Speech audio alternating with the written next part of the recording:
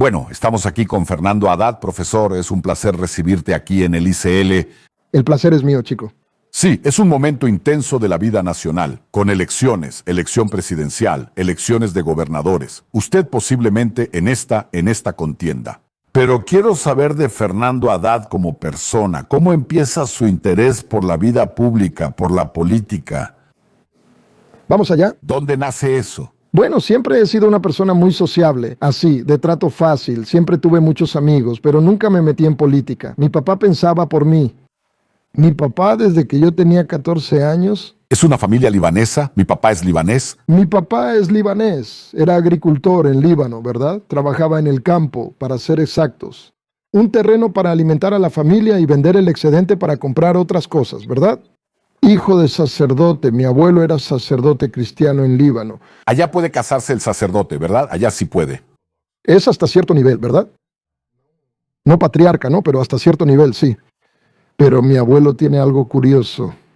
Él llegó a ser padre, pero después de que murió, recibió del patriarca el título póstumo de arzobispo. Entonces mi abuelo, para todos los efectos, es arzobispo de la Iglesia Ortodoxa. Entonces es algo que nos honra mucho. Y sus restos mortales están en la cripta de aquí, de la Iglesia del Paraíso, esa iglesia ortodoxa. Es tierra paulista. Exactamente. Es tierra paulista. Entonces mi papá era del campo, ¿verdad? Agricultor. Y vino para acá a los 24 años, en los años 40. Él siempre decía que yo tenía talento para la política. Pero yo para sacerdote, ¿no, verdad? Yo quería ser ingeniero. Como era bueno en matemáticas y física, yo quería ser ingeniero. Solo que mi papá, que era casi analfabeto, firmó un contrato loco, sin leer, medio que confiando. Muchos árabes son así, ¿verdad? Firmar las cosas confiando en la palabra y todo eso. Él no contrató a un abogado para hacer el trato. Perdió una buena lana, ¿verdad? De ese contrato. Y quería quería anular el contrato. No podía. Estudié Derecho para conseguirle un abogado pro bono a mi papá. Imagínate. O sea, ¿él perdió eso porque ya estaba casado, ya tenía un hijo? No, él... Su papá. No, yo tenía 17 años, ¿verdad? Cuando él firmó ese contrato. Yo estaba por hacer el examen de ingreso a la universidad. Iba a ser politécnico. Mi sueño era hacer la PENO. Voy a estudiar ingeniería porque tengo que estudiar Derecho antes de ayudar a mí. Entonces dije, pues no voy a estudiar ingeniería, voy a estudiar Derecho para ayudar a mi papá. Mi papá no puede solo, necesita una asesoría y él firmó confiando. Entonces lo logré en la Facultad de Derecho. 6 meses después conocí a Gugu Freitas. Él, Gofretelli Jr., consiguió un abogado pro bono para mi papá que logró revertir la situación, ¿verdad? Y empecé a estudiar Derecho y me gustó el ambiente de la Facultad de Derecho. ¿Fuiste presidente del centro de estudiantes ahí? Fui presidente del centro de estudiantes después y empecé a interesarme por las humanidades, derecho, economía, filosofía. Empecé a interesarme por esas disciplinas. En un momento difícil porque era la época dura de la dictadura militar. Estábamos en el último gobierno del régimen militar. Era el gobierno de Figueiredo. Yo estudié en la San Francisco de 1981 a 1985 y fui presidente del 11 de agosto. Y yo estoy sucediendo a Eugenio Buch, que fue mi antecesor, y me lanzó como candidato a presidente del Centro de Estudiantes en 1985, y ahí me enamoré de la política en la Facultad de Derecho. Porque en la Facultad de Derecho vives la política, sobre el fin de la dictadura, sobre las diretas JA, sobre la Asamblea Nacional Constituyente, sobre todo lo que pasó en Brasil después. Democracia. Todo. Vivíamos el día a día de la política. Porque queríamos derrotar al régimen militar, ¿verdad? Ese trasto que ahora quiere volver, ¿no? Pero nuestra lucha es por la libertad, por la democracia, ¿verdad? Por igualdad de oportunidades, por esperanza, por emancipación. Eso era lo... Yo fui una persona muy apasionada por la libertad. Siempre fui una persona que anhela mucho la libertad. Entonces eso me apasionó mucho, así que me involucré con la política en San Francisco, ¿verdad? Y mi papá pensaba que yo me iba a involucrar con la política tarde o temprano. Yo no tenía la menor intención de eso, ¿sabes? Yo pensaba que iba a ser ingeniero, que iba a construir edificios, ¿entiendes? Es curioso porque, sabes, tu nombre es uno de los nombres más fuertes del Partido de los Trabajadores. Tú entraste ahí al principio, en 1985, ¿verdad? Me afilié en el 85, pero empecé a militar en el PT en el 83, ¿verdad? Ahora, el PT es un partido que surge, ¿verdad? De las bases de los sindicatos, del piso de fábrica y de la Iglesia Católica Progresista, de la teología de la liberación. las comunidades eclesiales de base y... Exactamente. Entonces tienes al PT, el PT que nace ahí. ¿De dónde viene Lula? Viene del piso de la fábrica, ¿verdad? Y de poco conocimiento o de casi ningún conocimiento académico. Y va aprendiendo, ¿verdad? El saber académico sobre la marcha, ¿no? Principalmente con esa conexión con la iglesia y todo eso. Ahora tú vienes de otro camino, vienes de la universidad, ¿verdad? Ahora, ¿cuándo es que eso se cruza? ¿Cuándo esa formación intelectual se encuentra, verdad? El camino de quien viene, que está evolucionando en otro campo. No sé si fui claro, ¿verdad? Clarísimo. Déjame decirte, mi primer voto fue en el 82. El primer voto de mucha gente fue en el 82, ¿verdad? Porque fue la primera elección directa para gobernador y alcalde de la capital. Antes eran elegidos indirectamente. Fue la primera que cubrí como periodista. Entonces, Mi primer voto fue en 1982. Entonces Lula fue candidato, Montoro fue elegido gobernador. Yo voté por Roger Ferreira. En el 82 yo no era del PT, porque veía en Brizola una figura muy singular por la relación que siempre tuve con la educación. Siempre he sido un apasionado de la educación. Yo pensaba que la educación era el camino para todo. y Roger Ferreira, para quien no lo conoce, era profesor, ¿verdad? Y Roger estaba en el PDT. Fue candidato por el PDT de Brizola. No existía el PSB en esa época, pero ellos se decían socialistas en ese sentido de ampliar las oportunidades para todos, ¿no? Muy al estilo de Brizola, ¿no? De hablar mucho sobre educación. Y me encantaba ese discurso sobre la educación. Siempre pensé que, sabes, la lectura, el estudio era algo muy serio, por mi mamá. Mi mamá era normalista. Habló del papá, no estaba hablando de la mamá. Sí, Mi mamá era normalista. también era libanesa. Hija de libaneses. Mi abuelo materno también nació en Líbano. Y ella estaba muy comprometida por lo de la escuela normal. Ella creía que la educación era el camino para todo. Y ella siempre me motivó mucho a estudiar. Mucho. Mi papá apenas sabía leer porque vino del Líbano. Apenas sabía leer. Mi papá fue a la escuela. Nunca se sentó en un pupitre de escuela. Mi mamá, no. Ella llegó hasta la preparatoria. Hizo la escuela normal. Y ella decía, Fernando, y ella sabía que me gustaba estudiar. ¿Cuántos hijos? Tengo 2 hermanas, una mayor y una menor, y cuando llegaba no había libros en casa, a pesar de que mi mamá era maestra. Pero cuando llegaba una enciclopedia, yo me ponía a leer la enciclopedia, pensando que si leía toda la enciclopedia, iba a saberlo todo. Tuve un amigo que leía la enciclopedia Barça completa y leía diccionarios, así es. Él está perdido. Yo Yo de niño, así, cuando me acuerdo que abría una enciclopedia, yo decía, pero señor, la primera enciclopedia que llegó a la casa era la Delta Junior. Eran 12 tomos, me acuerdo. Yo dije, ¿será que si leo todo esto voy a saberlo todo? Tenía la ilusión, con 10 años, de que iba a saberlo todo, ¿no? Y me ponía a leer ese montón de cosas. Entonces, esa pasión mía por los libros siempre existió. Pero a mí lo que realmente me gustaba era matemáticas y física. Por eso iba a ser ingeniero. Y mi mamá siempre me motivó mucho en eso. Entonces voté por Roger Ferreira por eso. Yo quería que la educación fuera, y terminé convirtiéndome en ministro de Educación después. Pero en esa época voté por Roger y por Brizola. Voté en el 82. No voté por Lula en el 82. El otro día hasta me lo reclamó. ¿votaste por Brizola? No votaste por mí.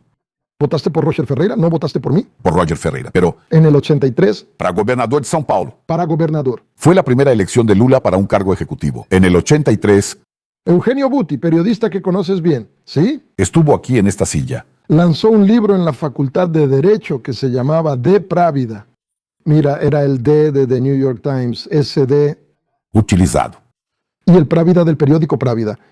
Cuando juntaba las dos palabras, el D y el Právida, era una crítica al mundo bipolar, a la Guerra Fría, a la escalada nuclear. El de The New York Times y el propio Právida del periódico. Entonces, Era una crítica con buen humor a las dos grandes potencias. De hecho, yo no tenía preferencia ni por una cosa ni por la otra, ni por el capitalismo agresivo, ni por ese socialismo burocrático.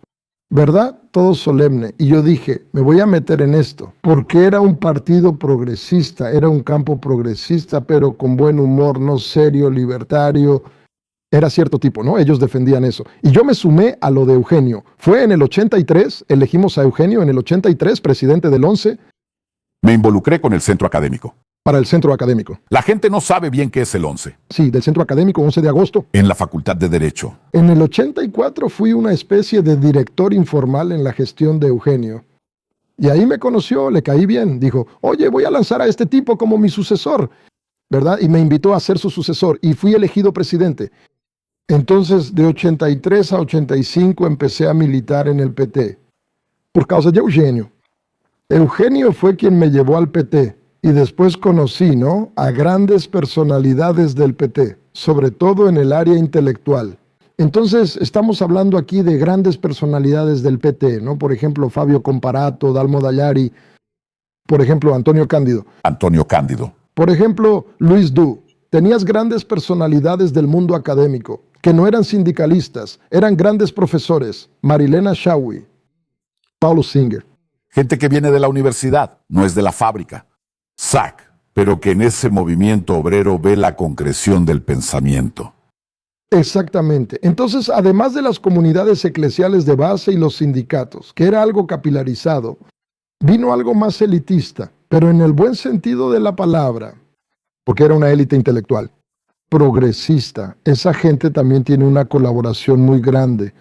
Entonces, cuando hablas de una María Marilena Shawi, de Paulo Singer, de Dalmo, y esas personas fueron mis profesores, porque después de Derecho hice una maestría en Economía e hice un doctorado en Filosofía.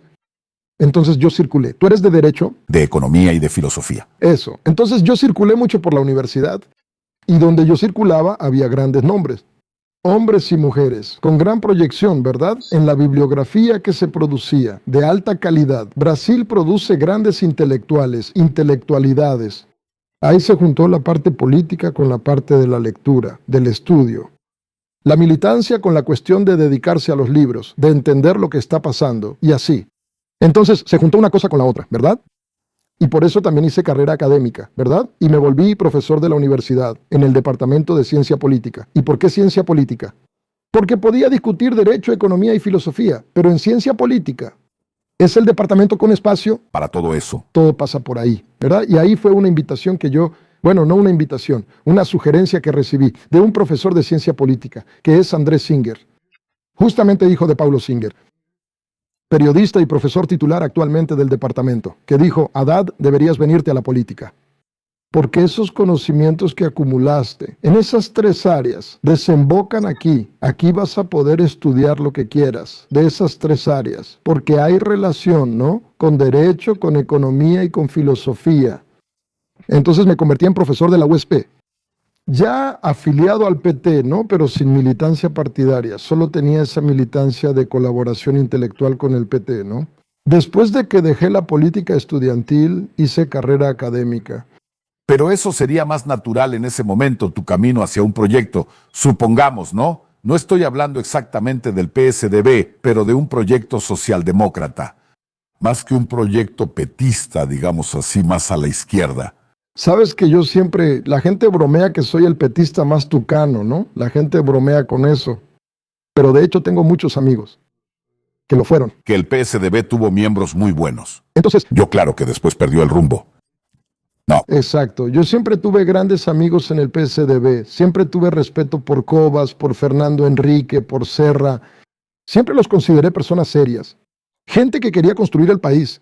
Solo que yo no veía en el proyecto, después de la caída del muro de Berlín, después del colapso de la Unión Soviética, después de la crisis de la socialdemocracia europea, el PSDB tomó un camino, lo abandonó. No abandonó la socialdemocracia, tomó un camino más liberal, ¿verdad?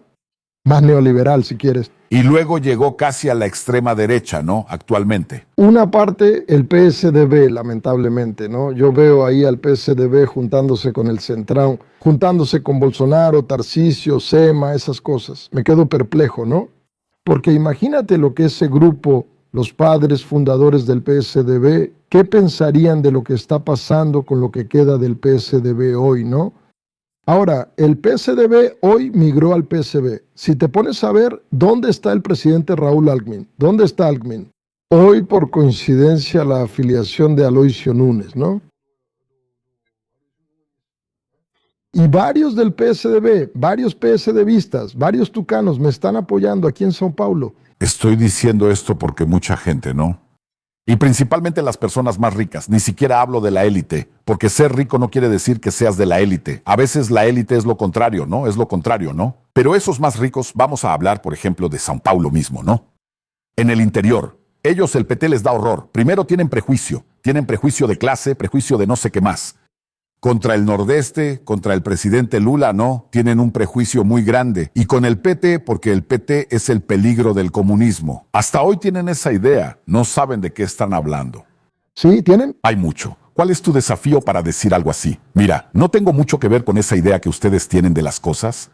Primero, mira, tengo una trayectoria, así, solo dando la última vuelta al tornillo. Yo era profesor en la USP, ya había escrito algunos libros, ¿no? ¿Sabes?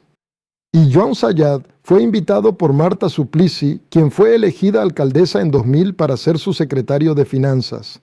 Juan Sayad, para quien no lo conoce, había sido ministro de Planeación del gobierno. Ministro de Planeación, invitado por Tancredo y mantenido por Sarney debido al fallecimiento de Tancredo. Él asumió la presidencia y mantuvo el ministerio que Sarney había constituido. Y Juan Sayad era el ministro de Planeación de Tancredo, que se quedó en el gobierno de Sarney por 2 años, si no me equivoco, y después fue invitado a ser secretario de Finanzas. El primer cargo público fue gracias a Juan Sayad, no fue gracias al PT. Quien me invitó a ser subsecretario de Finanzas en la gestión de Marta fue Sayad. Entonces entré en la vida pública en sentido estricto. En la secretaría de Sayad. De ahí me quedé 2 años ahí, fui a trabajar con Guido en el Ministerio de Planificación por algunos meses, pocos meses. Tarso Genro me invita a ser secretario ejecutivo y cuando él deja el ministerio, yo asumo el Ministerio de Educación y me quedo 7 años como ministro. Lula 1, Lula 2 y Dilma 1. Y fue un momento muy fructífero del Ministerio de Educación, ¿verdad? Porque hubo avances, democratización, el PROUNI. No, todo ahí fue un mar de programas, ¿verdad? Fundeb nació ahí, PROUNI nació ahí. SISU nació ahí, el nuevo ENEM nació ahí, la expansión de las federales, los institutos federales. Si quieres siglas, son unas 40. La educación es la avenida principal para que yo logre el desarrollo del país. Como mira... Amigo, hoy vine feliz para acá. Aquí me encontré con la siguiente noticia. El P de Mella redujo en un 40% la deserción escolar en la preparatoria. ¿Tienes idea de lo que es esta noticia? Es decir, los chicos están yendo a la escuela para recibir una... Ahí les das una asistencia estudiantil mínima. Le das una asistencia estudiantil mínima al chico. El chico es un chico, de 15 años se queda en la escuela. Aquellos que estaban saliendo. O sea, estaban saliendo porque no tenían condiciones para quedarse.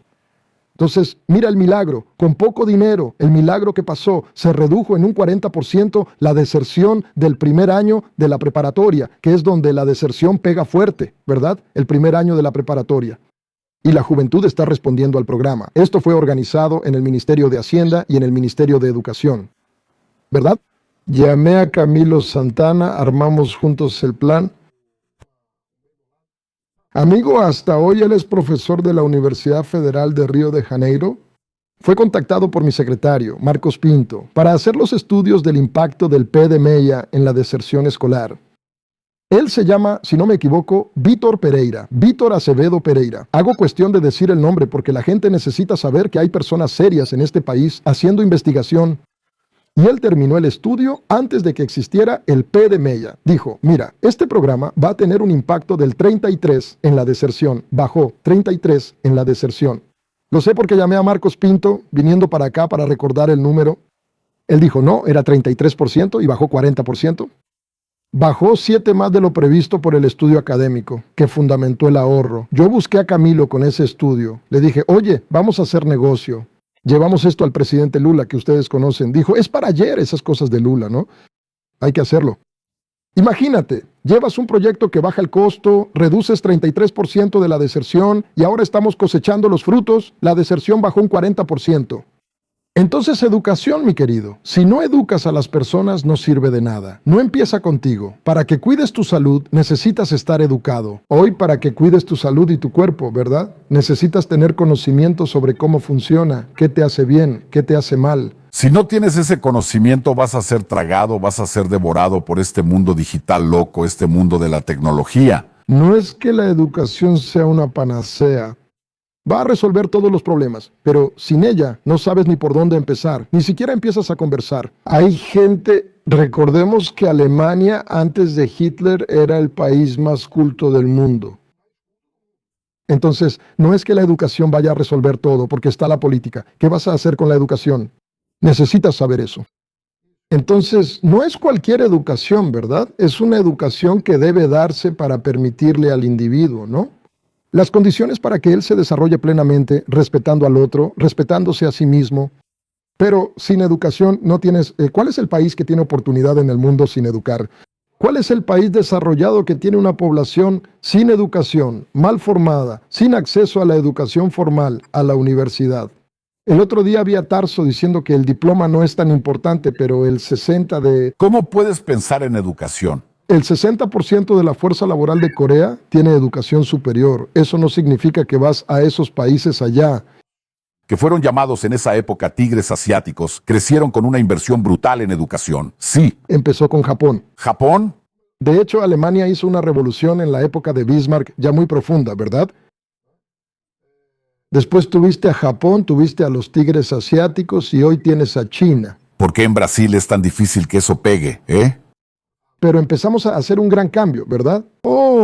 Creo que la historia, porque hay tanto prejuicio contra Lula, se quedó boquiabierto con la cantidad. Pero también... También había prejuicio contra Brizola antes de... También. Es verdad. Y estaba Darcy Ribeiro, que pensaba en educación. La gran verdad es que la educación se convirtió en una agenda real en Brasil en el siglo XXI. En el siglo XXI no era prioridad. No era prioridad. Entonces empezó a recibir atención del Estado. Si lo comparas, la educación brasileña está bien. Comparado con lo que éramos antes, no hay duda. Cuando asumí el Ministerio de Educación, 8 de cada 8 de la fuerza laboral tenía estudios superiores. Hoy son 24%.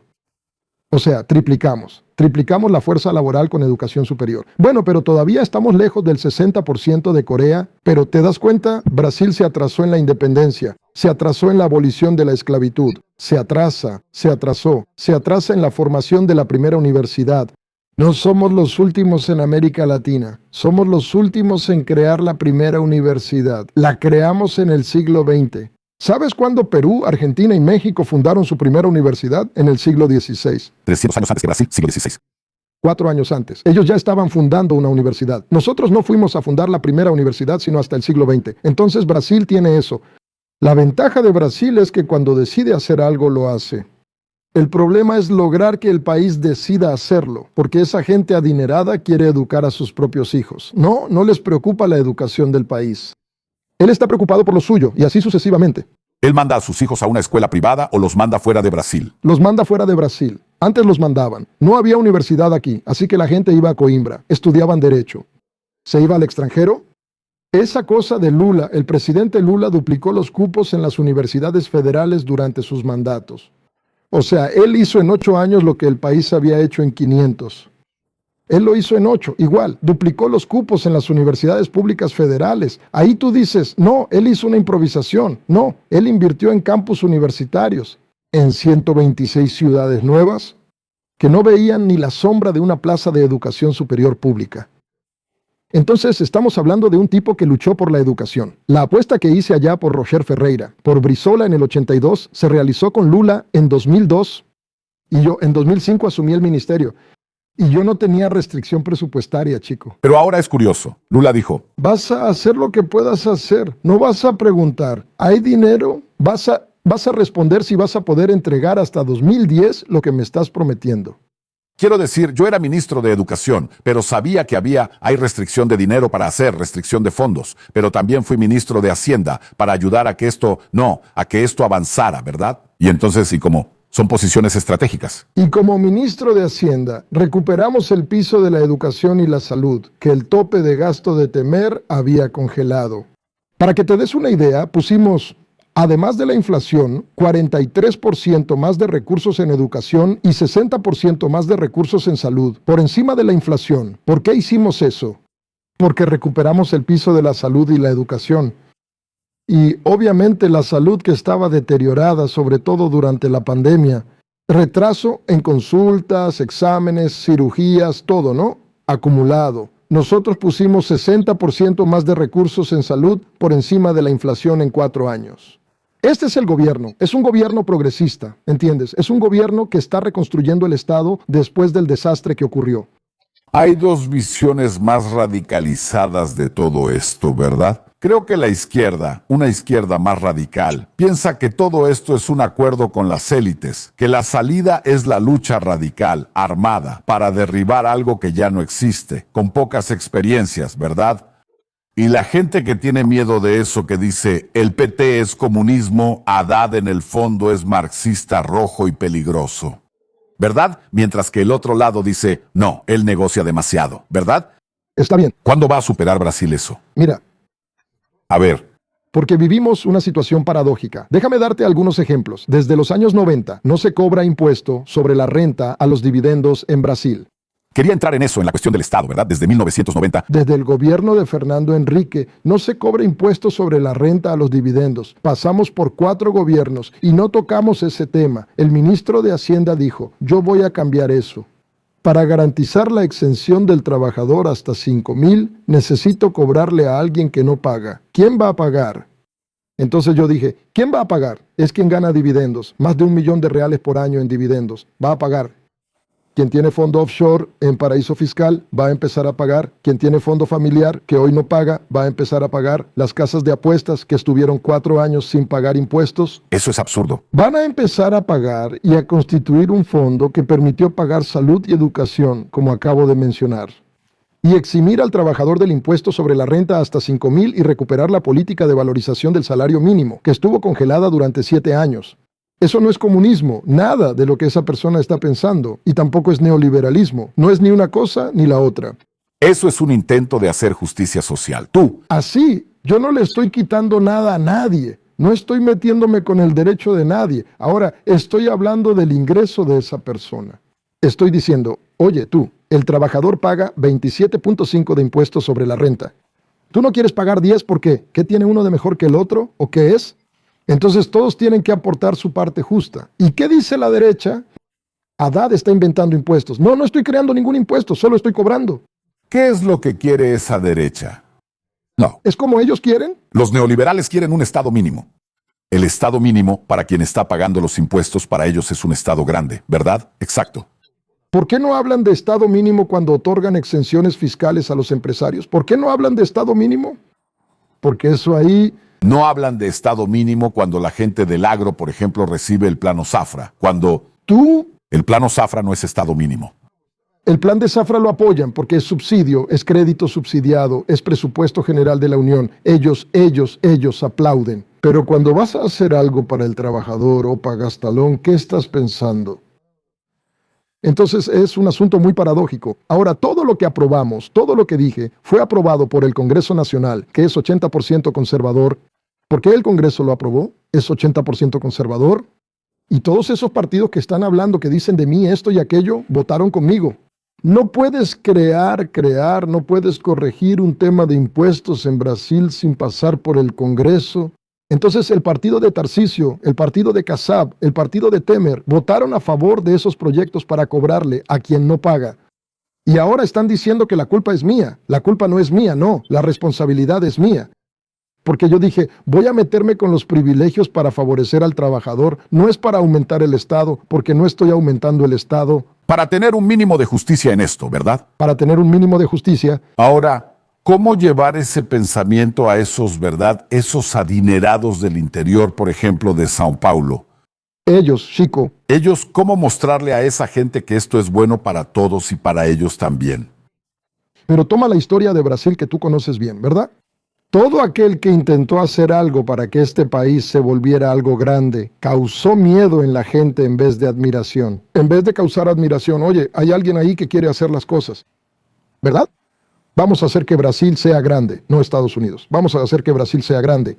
Todo aquel que dice que vamos a hacer que Brasil sea grande, generó tanto temor que terminó suicidándose, siendo exiliado, otro fue arrestado y así sucesivamente otro fue humillado, destituido. Todos los que pensaron en hacer que este país fuera grande, por alguna razón, para esas personas, se convirtieron en una amenaza. No se dan cuenta de cuánto pierden con eso, porque es una mentalidad extractivista. Vamos a sacar de aquí todo lo que podamos y mandarlo afuera. ¿Eso es algo extractivista? Y no se dan cuenta de que tenemos la oportunidad de tener una gran nación. Ellos ven eso como una amenaza a sus privilegios. Y de hecho vas a estar convirtiendo lo que hoy es un privilegio en un derecho. Si organiza la sociedad, las personas van a tener acceso a lo que es su derecho y no a un privilegio. Si se concede, es alguien que está abajo, no alguien que está arriba, ¿verdad? Vas a conceder. Pero es así, es una mentalidad de muchísima gente. ¿Ves cómo buscan a gente mediocre para que los represente? Es increíble. Tienen tanto tiempo para elegir a alguien para competir con Lula y eligen a Flavio Bolsonaro. O sea, ¿cómo explicas que esa gente tiene dinero? ¿Tienen cuadros? Tienen tiempo. Esa gente tiene tiempo, tiene todo, ¿verdad? Ellos tienen 4 años para elegir a alguien. De hecho, desde 2022 tienen tiempo. 24 años intentando elegir a alguien contra Lula. No logran elegir a una persona contra Lula. Y ahora es Flavio. Ya fue Alckmin, bien. Fernando Enrique, bien. Ya fue. Serra. Ahora mira el desastre, ¿no? Mira a dónde llegaron. ¿A dónde llegaron? Llegaron, ¿no? Que es defender a ese chico perdido que solo hizo tonterías toda su vida, solo se metió en problemas. Nunca se dedicó a nada serio. Sí, administró la oficina, lo único que administró, para beneficio propio. ¿Es a este tipo al que vamos a poner en el cargo más alto del país? Es increíble la falta de... Ahora, creo que ya es falta de juicio, ¿no? Ahora ya no es solo falta de juicio. São Paulo. No, São Paulo tiene un gran gestor. Él creó esa imagen, ¿verdad? El gobernador es un gran gestor. Es un hombre que ni siquiera viene de... Va a hablar ese lenguaje. Ni siquiera viene de los comunistas, ¿verdad? No viene de allá, pero es gestor. Es un tipo que sabe, ¿no? Mira, lamento decir que estamos engañando a la población con esto. Lamento decirlo, porque cuando dejé el Ministerio de Hacienda para venir aquí, no me había puesto a analizar los números. Yo en 90 días hice una radiografía del Estado que la prensa no hizo en 3 días. Pero en ese momento, hace algún tiempo, no pensaba así. Me voy a ayudar, ¿de acuerdo? La gobernadora, chico. La Hacienda es muy absorbente. No te da tiempo de pensar en nada, ¿verdad? No hay. Solo ahí, ¿verdad? Oye, son 5 broncas por día. No estoy bromeando. Ir a mi escritorio, 5 problemas por día. Es una ley, es un tema explosivo en el Congreso. Es un juicio en el STJ, en el STF. Es un problema que Lula pidió que resolviera. Así es. Es hablar con la gente de Faria Lima, que es difícil. El residuo del Congreso. ¿Cuántas veces fui a la residencia oficial del presidente de la Cámara, del presidente del Senado? ¿Cuántos recorridos hice? ¿Cuántos parlamentarios recibí? Aprobamos casi 80 proyectos de ley, 2 enmiendas constitucionales. Es muy absorbente y no es el peor trabajo del mundo, en mi opinión. Es el mejor, porque lo que aprendes ahí en 3 años no lo vas a aprender en ningún otro lugar, no lo vas a aprender. Porque ahí es el día a día de la vida, ahí está la pulsión. El país está latiendo todo el día. Es el agro, es la industria, es el sector, carajo. ¿Hubo algún momento en ese Ministerio de Hacienda en el que dijiste, ahora ya casi no se puede más? No. Mira ahí. Lo que a veces me molestaba era a veces cosas internas del gobierno. ¿Sabes? Algo así como, pero, o sea, nunca me preocupé. Siempre que el Congreso nos iba a acompañar, que el mercado iba a terminar cediendo y que las cosas iban a avanzar, ¿sabes? Y avanzaron, ¿entiendes? Hay muchos logros y el tiempo va a mostrar cada vez más eso, en mi opinión. Cada vez más. El balance que hicieron de mi gestión otras personas, que salió publicado, ya es un balance positivo. Pero creo que se va a volver más positivo con el tiempo. Pero lo que quiero decir es lo siguiente. Después de todo lo que se hizo, tomas el agro. ¿Cómo puede el agro quejarse de 3 planes de cosecha récord, uno tras otro, hechos allá por el Ministerio de Hacienda? Entonces Tarcisio tiene una fama por falta de escrutinio. No se hizo escrutinio sobre su gobierno, ¿sabes? Si vemos cómo se privatizó Sabesp, ya sería ahí su paso por el Ministerio de Transportes. Renan Filho, que es el ministro de Lula, hizo 3 veces más que él. Ahí la respuesta es no, pero él también hizo otras concesiones de ferrocarriles, que tuvieron que ser rehechas a pedido del Tribunal de Cuentas de la Unión. Ahí tomas ese free flow, la manera en que se implementaron esos peajes automáticos. Luego ves la escuela pública estatal. Pregunta, trae a una maestra aquí para que te cuente lo que está pasando en la escuela pública del Estado, ¿verdad? Luego ves la seguridad. Entonces quiero decir, ¿de dónde eres tú? Mira mezclar la educación con la seguridad, ¿verdad? La idea que permanece en la cabeza de muchos es la escuela cívico-militar. No. Mete al militar dentro de la escuela. ¿Cuándo ha funcionado eso? Toma un ejemplo en el mundo que haya funcionado. En general, cuando estás en el último lugar, miras a quien le va bien, ¿no? Vas a aprender básquetbol, vas a la NBA para aprender, ¿no? Entonces, ¿de quién está aprendiendo eso? ¿De quién? ¿De dónde salió esa idea? ¿De la cabeza de qué pedagogo, filósofo, pensador, educador, lo que quieras? ¿De dónde salió eso? Eso salió de la cabeza de Bolsonaro, que tal vez es el tipo que más deseduca, ¿no?, en el planeta. Son cosas que no se puede entender de dónde salieron. ¿Y cómo es que existe así? Vamos a hacer la escuela cívico-militar. Yo entiendo a un papá y a una mamá que digan, vaya, es una iniciativa, quién sabe si funcione. Pero ¿cómo es que no sale un editorial de periódico criticando lo que está pasando? No sale un editorial de periódico sobre las finanzas de São Paulo. Ahora, Como hacía esa, no sale un editorial de periódico sobre las contrataciones de Tarcisio. Él canceló un programa llamado Muralha Paulista, que era la niña de los ojos de la seguridad pública. Canceló todo el programa por una denuncia de un diputado estatal de cuál era el programa. Se llamaba Muralha Paulista. Fue cancelado por completo. Porque estaba tan mal concebido. Todo fue contratación sin licitación. En Prodesp, un desastre. Canceló todo. No hay nada. ¿cómo llevar esto, esa claridad de estos problemas a esa gran población del estado de São Paulo? Estoy participando en muchas entrevistas. Mis redes sociales están muy activas. ¿Qué es lo que tengo disponible ahora? ¿Y la conversación cercana con los líderes? No, pero el liderazgo ya lo sabe. La gente está muy indignada. No me refiero a los líderes que no son políticos. Me refiero a los verdaderos líderes, a los más ricos del interior, de la gente de Faria Lima. ¿Cómo le hacen? Entonces, Ahí hay dos etapas, ¿no? La primera, el personal del agro. Quiero abrir mi mente para escuchar los datos de la realidad. No siempre la persona está abierta a escuchar. No, vas a decir, no te creo. Busca la información. No necesitas creerme. La información está disponible. Busca la información. La segunda es hacer que la persona busque una alternativa. Son dos momentos diferentes. La desilusión con el gobierno, que ya está ocurriendo, y la decisión de buscar una alternativa, que en el caso del candidato del PT es una batalla por ganar. que hay prejuicio. Que hay prejuicio en el interior. Hay prejuicio en el interior. No hay prejuicio en la región metropolitana contra el PT. Marta ya fue elegida. Erundino ya fue elegido. Yo fui elegido. Yo gané la elección en la región metropolitana en 2022. Entonces no hay. Sí, son cosas extrañas de entender. ¿Cómo es la capital, São Paulo? Más que la capital, es la región metropolitana. Ya es metropolitano. Es más que la metropolitana. ¿Cómo es que la capital eligió, por ejemplo, en determinado momento a una mujer del noreste del PT, Luisa Erundina, a quien entrevistamos aquí? Yo dije, ¿cómo es que se hizo? ¿Qué tipo de ingeniería fue esa que hizo que la población de la ciudad de São Paulo entendiera que esa mujer podría ser una solución? ¿Verdad? Y otras veces en el PT.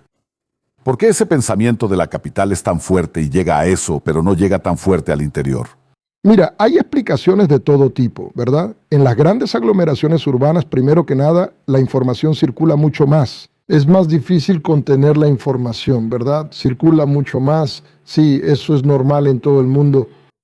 Imagina, toma Nueva York. Eligieron a un musulmán socialista y él está gobernando la ciudad, todo está en orden. Entonces, no es algo que dirías que es común que suceda, ¿verdad? En Estados Unidos. Y en Nueva York sucede, ¿verdad? Entonces Nueva York da, ¿no?, el voto de confianza para una persona auténtica, que tiene sus valores, que tiene sus principios y que recibió el mandato de alcalde. Y ciertamente no tenía el apoyo, ¿verdad?, de las grandes tecnológicas, de las grandes redes de tecnología. Claro que tenía.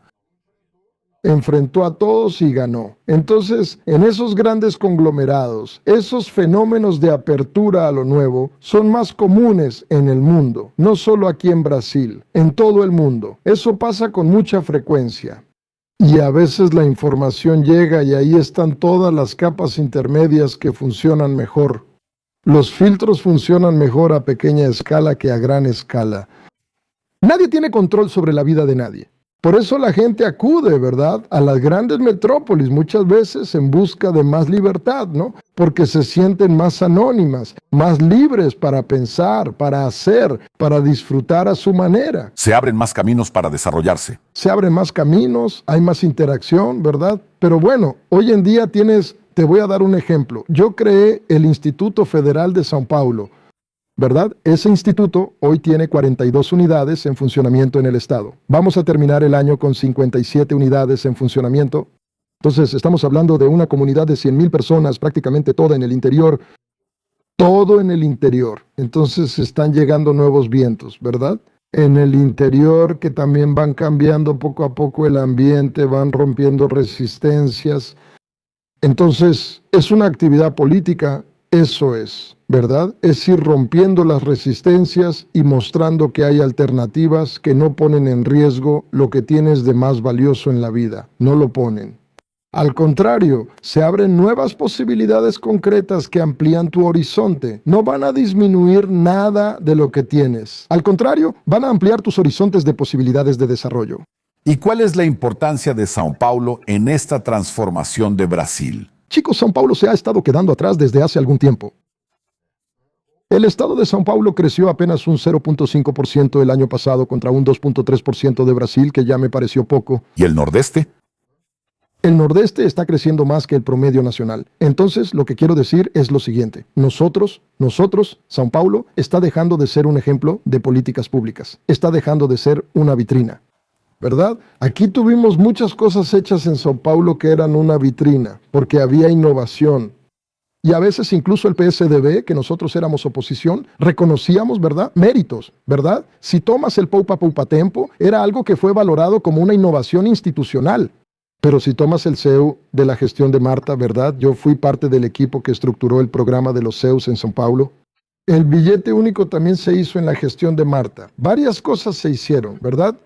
Sí, que innovaban. Hoy en día dices, ¿cuál es el escaparate de São Paulo? ¿En qué estamos innovando? ¿Verdad? Entonces ves Ceará, Piauí, ves Pernambuco, ves Santa Catarina, que es un estado gobernado por la derecha, pero ves innovación y aquí no. Aquí las innovaciones dejan mal parado al Estado, ¿verdad? Son cosas que dices, oye, estamos tomando el camino equivocado. Entonces es muy evidente que estamos perdiendo tracción aquí en São Paulo, muy claramente. Y cuando São Paulo pierde tracción, también dificulta el avance de Brasil. Lógico. Porque el 30% del PIB nacional está en São Paulo. Nosotros tenemos el 20% de ¿cuánto? 22.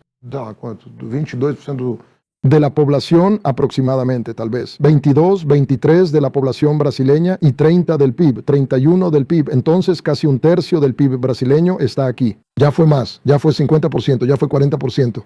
Hoy es 33 porque las otras regiones también están creciendo, ¿verdad? Pero estamos perdiendo tracción en la educación. Estamos perdiendo. ¿Y cuál es la prioridad ahora para São Paulo? ¿La educación? Seguridad, ¿verdad? ¿Seguridad? Ya no se puede quedar uno de brazos cruzados respecto a la seguridad. Ya lo dije y lo voy a repetir. Yo voy a ser el gobernador de la seguridad pública.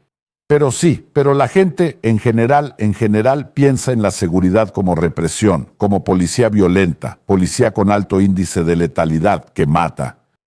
¿Verdad? Pero ¿cuál es el resultado que perdiste? Hoy hablan igual que Bukele de El Salvador. Tenemos que hacer unas cárceles gigantescas. Estamos rompiendo récords de letalidad, récords de suicidio policial, ¿verdad? Récord de muertes de policías. ¿Y dónde está el resultado? No puedes salir con el celular a la calle. Tuvimos que hacer un programa federal para devolver el celular robado porque el gobernador no fue capaz de hacerlo. O sea, ¿cuál es la propuesta de educación para la seguridad? Nosotros vamos... Nuestra propuesta se divide en capas, ¿ok? Y las tres tienen que funcionar. Porque si una de ellas no funciona, el conjunto no va a funcionar bien.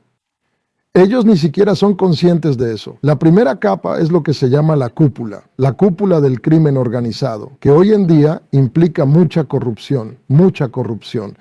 Una buena parte de la corrupción está asociada al crimen organizado. Entonces esas cosas van de la mano en Brasil.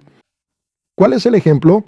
Operación Carbono Oculto, que fue realizada por la Receita Federal junto con el Ministerio Público del Estado de São Paulo. ¿De acuerdo? Unimos fuerzas y logramos desmantelar fondos que respondían al nombre de REAC, donde está involucrada Refit, varios esquemas de lavado de dinero, y desmantelamos esa operación bloqueando miles de millones y miles de millones de recursos del crimen organizado. Y todavía hay mucho por hacer en esa área. Hay mucho por hacer, pero se está haciendo. La policía cada semana inicia un operativo reciente. Por ejemplo, las noticias. Empieza a velar. ¿Cómo funciona el combate contra los de arriba? Con articulación. Quiero presidir un gabinete permanente. ¿Dónde va a estar? No solo la policía civil y la policía militar, que son las que el gobernador comanda. Va a estar la Receita Federal, va a estar el COAF, va a estar la Policía Federal y van a estar los ministerios públicos estatal y federal representados en esa mesa. trabajando cooperativamente bajo la coordinación del gobernador. Quien no quiera estar, la policía civil y militar van a estar, pero yo voy a invitar a representantes en el Estado de esos otros organismos para que se sienten a la mesa y estructuren el combate al crimen organizado al estilo de carbono oculto. Eso es una capa. Esa es la primera capa. La segunda capa es la recuperación del espacio público. Tienes que estar seguro en las calles. Yo fui el responsable por el inicio del programa de sustitución de todas las lámparas de São Paulo por LED. Entonces empieza con una buena iluminación de calidad.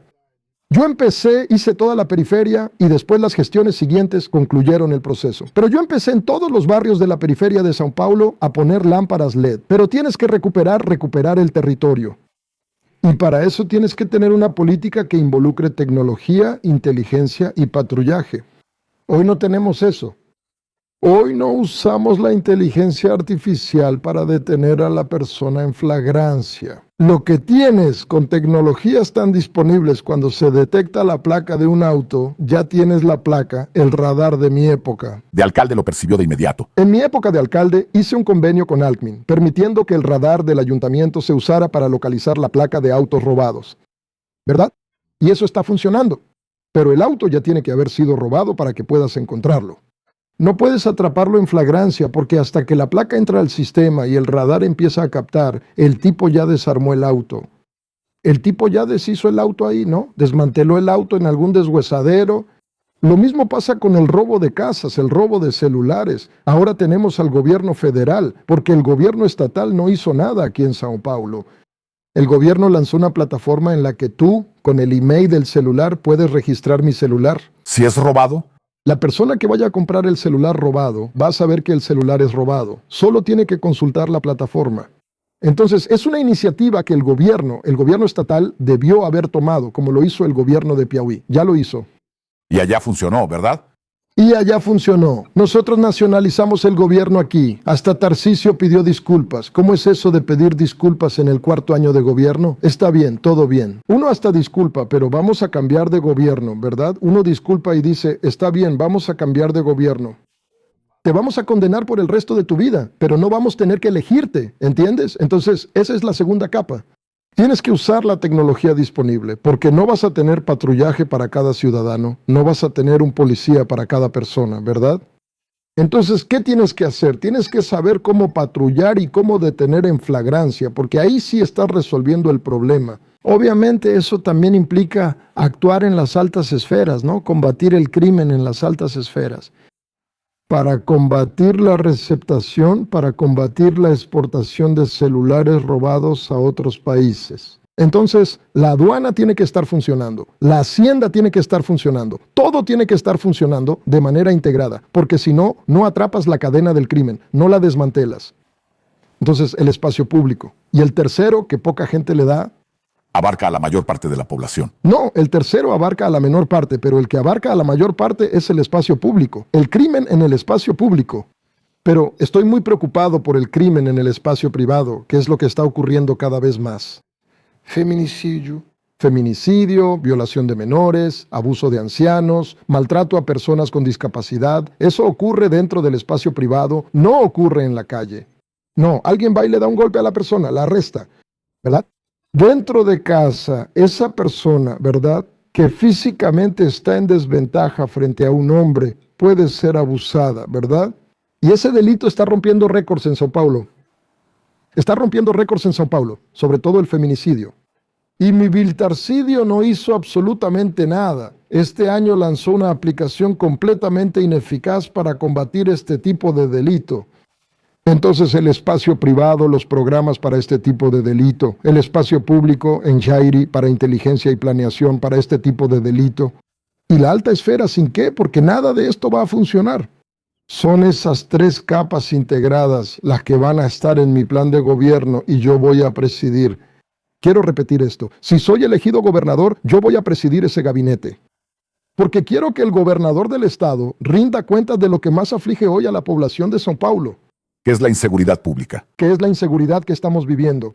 ¿Y las policías? Bueno, de nuevo, ¿no? Tarcisio no entregó nada, ¿verdad? De lo que prometió en 2022, eso es para gasto público. El proceso de São Paulo ahora quedó marcado por una policía que mata. No era tanto así, ¿verdad? Que mata mucho más. El propio secretario de Seguridad, que ahora también parece candidato al Senado, Derrite, ¿verdad? Derrite decía que nadie puede ocupar un cargo más alto en la policía si no ha matado al menos a 3 o... Sí. Pero en lo que no quiso, ¿verdad?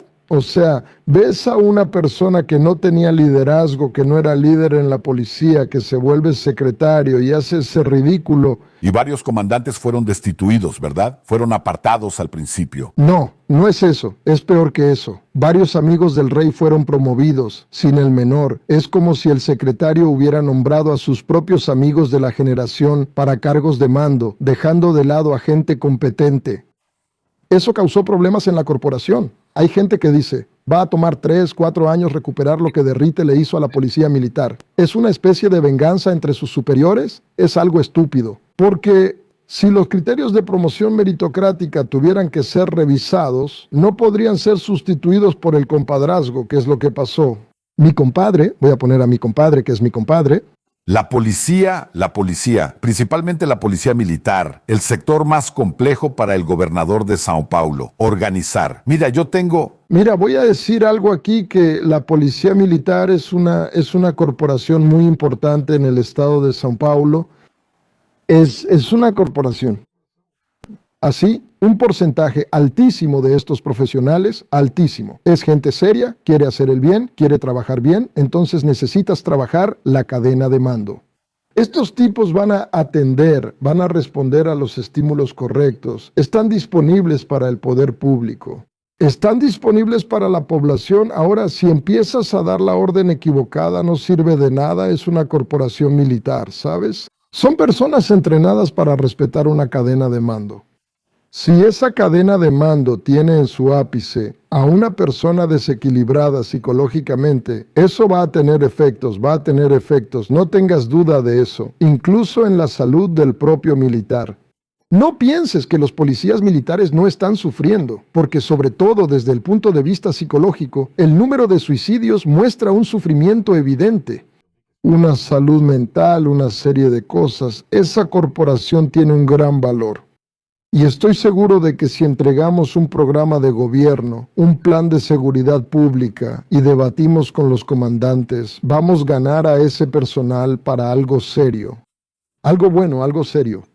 Entonces no tengo duda de que estamos en el camino correcto con el plan de gobierno. Y va a ser la primera vez que un plan de gobierno de seguridad pública se presenta con principio, medio y fin. Porque a veces solo son puntos, ¿verdad? Voy a comprar chalecos, voy a comprar patrullas. Son puntos, ¿verdad? Es como si fuera una lista del supermercado, no es un plan. Ahora eso también tiene que ser articulado con el gobierno federal, ¿verdad? Ese es otro problema de Tarcisio. Tarcisio saboteó la cooperación federativa al mandar a Derrite Derrite a acabar con la ley antifacción. Antifacción. Recordando que la ley antifacción sacó de la ley el delito de cuello blanco. Se nota la inmadurez, el crimen de cuello blanco que muchas veces sostiene el armamento, que está en la favela. Él no, él desapareció. Entonces el dúster allá, Daniel Borcaro, ¿verdad? Él desapareció de ese asunto. El tipo de refit que vendía combustible para la gasolinera del PCC desapareció. Los crímenes de cuello blanco asociados al crimen organizado. De la cúpula criminal desapareció. Él desapareció. ¿Por qué? Porque esas personas que están en la cúpula no son violentas. Claro que no lo son. Viven en Miami. Tienen un Lamborghini en el garage. Frecuentan los mejores restaurantes. Cuando atrapan a esa gente, la cantidad de autos de más de $1 millón, autos. Es increíble cuando atrapan a esa gente la cantidad de autos de más de $1 millón que aparecen. Entonces esas personas no son violentas. Entonces, ¿por qué van a estar incluidas en la ley antifacción? Esa es la mentalidad del tipo. Cuando en realidad esa gente de arriba es la más violenta porque son ellos los que están abasteciendo de armas, adulterando gasolina, contrabandeando combustible. Al punto de que esa gente tiene profesionales de seguridad de su lado llamados sicarios. ¿Por qué desapareció eso? Porque esa gente, el tipo que murió ahí en la policía. Que estaba relacionado con él. ¿Pero sabes por qué quitaron el cuello blanco de la ley antifacciones? Porque son conocidos de algunos diputados y senadores, por eso lo quitaron. Ahí llega el poder real, quita esto de aquí, libra al tipo, esto aquí no se puede, va a sobrar para acá, ¿entiendes? Entonces el cuello blanco siempre desaparece, los de arriba siempre desaparecen. Entras a la favela, matas a 150, todo el mundo aplaude. Entonces tu popularidad crece y la gente que está abasteciendo de armas, de droga, está allá en Brasilia, está allá viviendo la buena vida, ¿entiendes? Está viviendo la buena vida. Y entonces la ley antifacción ya no alcanza a esa gente. Tu trabajo siempre ha estado muy relacionado con el tema de la educación y el desarrollo sostenible y todo eso, pero nunca ha sido un trabajo directamente ligado a la seguridad pública. Fue elegido gobernador de São Paulo y esta es la primera vez que va a enfrentar ese desafío. Es la primera vez que alguien va a enfrentar ese desafío, porque nunca he visto a alguien decir lo siguiente: yo quiero ser gobernador de la seguridad pública. No conozco a nadie que... Pero todos los gobernadores quieren tener su propia seguridad pública. No, eso es privado, si no sabes articularlo. Pues se me hacía chocolate. Sin articulación con el gobierno federal, con otros estados. La pública es la que importa, y yo estoy dispuesto a enfrentar eso. Estoy dispuesto a enfrentar ese desafío, porque tengo una vida dedicada a la educación. Puedes estar seguro de que la educación de São Paulo va a cambiar. Mi esposa tiene 10 años de su vida dedicados al SUS y es profesora titular de la USP. En la Facultad de Odontología. Me va a ayudar en el área de salud. Entonces esto aquí, salud y educación, son parte de nuestras vidas. Eso ya está. El gran desafío es la seguridad pública. Mi vida y la de Ana Estela son educación y salud. Nosotros tenemos una vida dedicada a eso. Quiero ser el gobernador de la seguridad pública. Eso le falta al currículum de alguien y yo lo voy a poner en el mío. Porque yo quiero, y es posible lograr eso, para que el ciudadano común, Paulo, entienda esto. No creo que lo que dije aquí, no. Es que una de las cosas buenas del plan es que cuando dices voy a comprar patrullas, todo el mundo entiende. Pero si dices, ¿qué pasará si compro 1000 patrullas? ¿2000? ¿10,000? Es que son patrullas. Claro que tiene que haber patrullas, tiene que haber buen equipo, pero eso no es un plan de seguridad. Eso es lo que estoy diciendo. Eso no es un plan de seguridad. Quiero presentar para São Paulo un plan de seguridad con rendición de cuentas, con metas, dando la cara, reconociendo el error, corrigiendo el rumbo, pidiendo ayuda a la población, llamando a la academia, llamando a especialistas, llamando al liderazgo comunitario para escuchar y seguir corrigiendo, pero hacer de esto una razón. Pero está articulando con el gobierno federal, ¿verdad? Porque ese fue otro error de Tarcisio. Cuando el presidente Lula, el primer presidente de la República, que decide cambiar la Constitución Federal en lo que respecta a la seguridad pública. ¿Por qué? La Constitución Federal no tiene un capítulo sobre seguridad pública. Tiene un artículo, el artículo 144, es el único artículo de toda la Constitución que habla de seguridad pública. El presidente dijo, así no se puede, vamos a hacer un capítulo en la Constitución sobre responsabilidad, sobre cooperación, sobre integración de las fuerzas, No. Esto aquí es prerrogativa nuestra. Bueno, pero si ustedes no están cuidando, yo quiero ayudar. Si no quieren ayuda, ¿cómo le hacemos? Y ahí sabotearon la PEC de seguridad pública, la distorsionaron, desfiguraron la PEC, la ley antifascista, quitando toda la parte antifacción, quitando toda la parte de cooperación y quitando los crímenes de cuello blanco. O sea, dices, el tipo que está en Miami es un tipo violento, él dice que no, pero está en la cima de una organización violenta. Entonces él tiene que responder, no tiene un arma en la mano porque no la necesita, está en un lugar seguro, lleno de dinero, no necesita estar armado. Ahora, él está comandando una organización, él está en la cima de una organización que en la base... El problema está estoy notando aquí que esto en una inversión de mucho dinero es reorganizar el sistema, ¿verdad? Él compra un montón de patrullas, compra armas, cosas así. Si tuviera que resumirlo en una frase, diría lo siguiente: la cooperación no puede ser la excepción, como ha sido, tiene que ser la regla. La REAC, el culto, desmanteló a la REAC porque hubo cooperación, pero fue episódica. Tiene que ser la regla. Tiene que ser sistemático y por eso... Si no es así, si ese gabinete no es presidido por el gobernador, tienes que ver en la agenda del gobernador que cada semana dedicó al menos 4 horas a la semana al Gabinete Permanente de Seguridad Pública, con todos en la mesa.